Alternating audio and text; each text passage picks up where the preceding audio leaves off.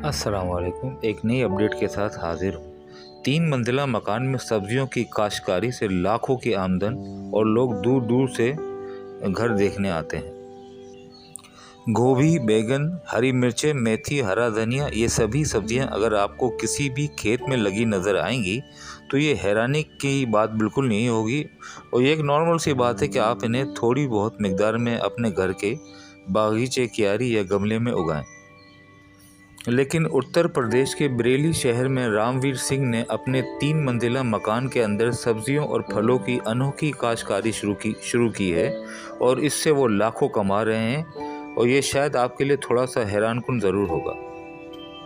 सब्जियों की ये काश्तकारी अनोखी सिर्फ इसलिए नहीं कि ये घर के अंदर की जा रही है, बल्कि इसलिए भी है कि ये काश्तकारी पानी में की जा रही है और इसके लिए मिट्टी की ज़रूरत नहीं है। हाइड्रोपोनिक नाम की ये काश्तकारी इंडिया में नई है और बरेली शहर में रामवीर सिंह का 3 मंजिला मकान दूर से ही इस इलाके की बाकी मकानों से मुख्तलिफ नज़र आता है, क्योंकि ये पूरा मकान हरियाली से घिरा हुआ है। मकान की हर मंजिल पर तरह तरह की सब्जियों की बेलें प्लास्टिक के पाइपों में उगी नज़र आती हैं। घर की हर मंजिल की छत और इसके चारों तरफ बाहर की तरफ प्लास्टिक के मोटे मोटे पाइप बिछे हुए हैं। बाहरी छज्जों की जानिब ये पाइप खड़ी हालत में फिक्स किए गए हैं और इन पाइपों में हर वक्त पानी भरा रहता है। पाइपों में 3 से 4 इंच तक के सुराख हैं। सब्जियों के बीच प्लास्टिक की एक बाल्टी जैसी छोटी सी बास्केट में नारियल की थोड़ी सी छाल और पहाड़ों पर जमी हुई काई के बुरादे में रखकर इस बाल्टी को पाइप के सुराख में रख दिया जाता है, जहां पानी में डूबने के बाद ये बीज फूटने लगते हैं और 3 से 4 हफ्ते के अंदर इनमें सब्जियां उगाती हैं।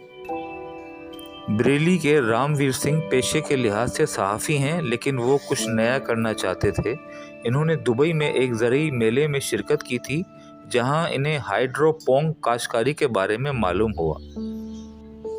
वो बताते हैं कि वो इस सिलसिले में मज़ीद मालूमात हासिल करने के लिए थाईलैंड भी गए। इस तरह की काश्तकारी इंडिया में नहीं होती, ताहम यूरोप के बाज़ मुल्कों में हाइड्रोपोनिक काश्तकारी की जाती है। वो बताते हैं कि उन्होंने इसके बारे में इंटरनेट और दूसरी जगहों से भी मालूमात हासिल करने के बाद तजर्बे के तौर पर अपने घर के एक हिस्से में काश्तकारी शुरू की।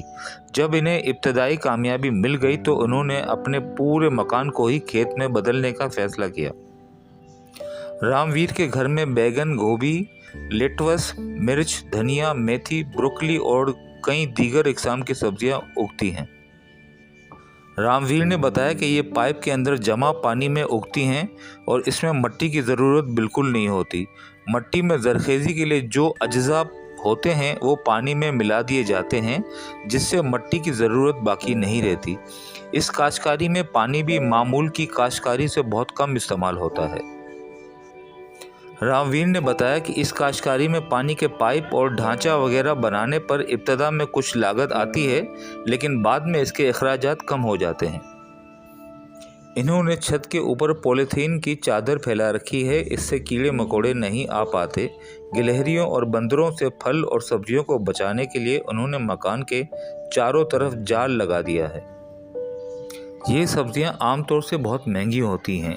रामवीर सिंह कहते हैं कि इसकी वजह यह है कि इनकी बहुत देखभाल करनी पड़ती है, साथ ही जरासीम से पाक होती हैं। ये साफ़ पानी में रेगुलेटेड दर्जा हरारत पर उगती हैं और बिल्कुल ताज़ा होती हैं और इनका मायार आम सब्जियों से बहुत बेहतर होता है। रामवीर ने बरेली में इन सब्जियों की फ़रोख्त के लिए उन्होंने मेंबरशिप बना रखी है और ग्राहक मुकर्ररा दिन पर इनके घर आकर ये सब्जियां ख़रीदते हैं।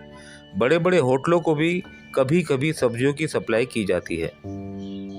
रामवीर के मुताबिक वो मकान के अंदर की जाने वाली इस अनोखी काश्तकारी से साल में लाखों रुपए कमा रहे हैं। अब वो हाइड्रोपोनिक काश्तकारी का दायरा कार बढ़ाएंगे और खेतों में भी इसी तरीक़ाकार से बड़े पैमाने पर सब्जियां उगाने का काम शुरू करेंगे। इन्होंने बताया कि हाइड्रोपोनिक काश्तकारी में लोगों की दिलचस्पी बढ़ रही है। मेरे घर हर साल ज़रूरी साइंसदानों के तलबा और किसान इस अनोखी काश्तकारी का तरीका जानने के लिए आते रहते हैं। मैंने हाल ही में एक फॉर्म में इसकी तरबियत का मरकज़ भी खोल दिया है। इनकी इस अनोखी फार्मिंग की शोहरत अब दूर दूर तक फैलने लगी है। शहर में वाक़या सब्जियों की बेलों में घिरे इनके मकान को भी लोग दूर दूर से देखने आते हैं। प्लीज़ चैनल को लाइक करें, सब्सक्राइब करें और बेल के आइकन को ज़रूर प्रेस करें। Thank you.